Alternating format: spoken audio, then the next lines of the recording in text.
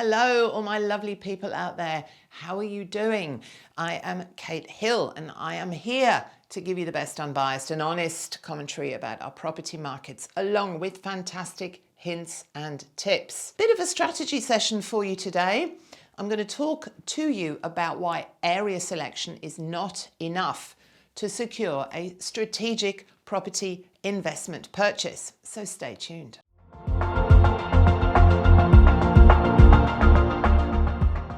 Now, it is one of those questions that I get asked the most. What area should I buy in, Kate? Which area are you buying in for everybody, Kate?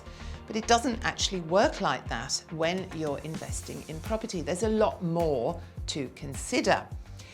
Whenever significant property price data is released, which we're getting a lot of at the moment, right? Because of property markets doing so well everywhere, there are masses of news stories about what is happening effectively around the Australian nation.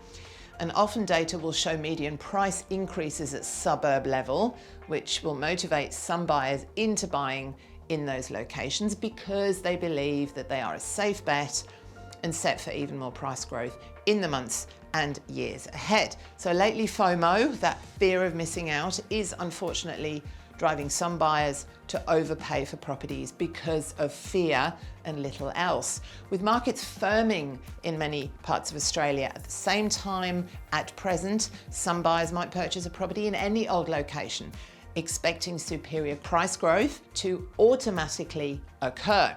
Now, unfortunately, this won't necessarily be the case because area selection is only one part of a strategic property purchase. I have always been quite open about the areas where we are helping our clients buy an investment property. See all my other videos. And that's because I genuinely have no issue sharing this information. It's not a secret. And because there are all these other fundamentals that you have to meet together before we make recommendations on properties in any location. Most people understand their own suburb quite well, but become less familiar as the distance from their own neighbourhoods increases. So this lack of knowledge of those other areas, maybe interstate, often puts them off buying somewhere that might actually be more appropriate for them. So people often only buy in their own neighbourhoods, even for investment purposes, based solely on the fact that they understand the area, or even worse, so they can keep an eye on it. Again, it's not necessarily the best strategy for them. Within every suburb, as we all know, from where you live yourself, there are superior and inferior locations due to elements such as geographic features, traffic noise, development zones, school catchment areas, natural risks, flooding, bushfires, the list goes on. On top of those, you've got further unseen factors such as location of housing commission properties, local stigma, plans for a significant development which could negatively impact future price growth. So within each suburb, you've got to research which are the best pockets to buy in. And then you need to assess which properties, either on or off the market, are the ideal ones for your needs, for those investors that you're buying for, and for your own budgets and portfolio. So as you can see, you just can't take a scattergun approach here or adopt a mindset that any property will do in any location because property always rises in value. It actually doesn't. History shows us, pretty much wherever you are in the world, that property prices have been resilient and have experienced steady capital growth over the decades. There are always periods of flat, even falling market conditions.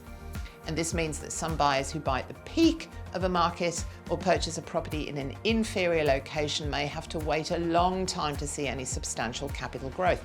I have done this myself. I have personal experience on this. I cannot deny it, and I don't mind sharing it with you. The ideal scenario is purchasing the best property type in the best pocket of a great location that is also primed for superior capital growth over medium to long term, as well as one that meets the needs of your family, your investment strategy, your portfolio. Not every area is suitable for everyone. You know that I keep saying this, right? So this is sort of meant to be a cautionary tale, a bit of a word of warning, not to get too complacent in these times of seemingly continual and universal property growth, okay? So be careful. I will keep you posted on all things property from around Australia as our year progresses. Don't forget to hit the like and subscribe button, and I will see you all soon. Bye.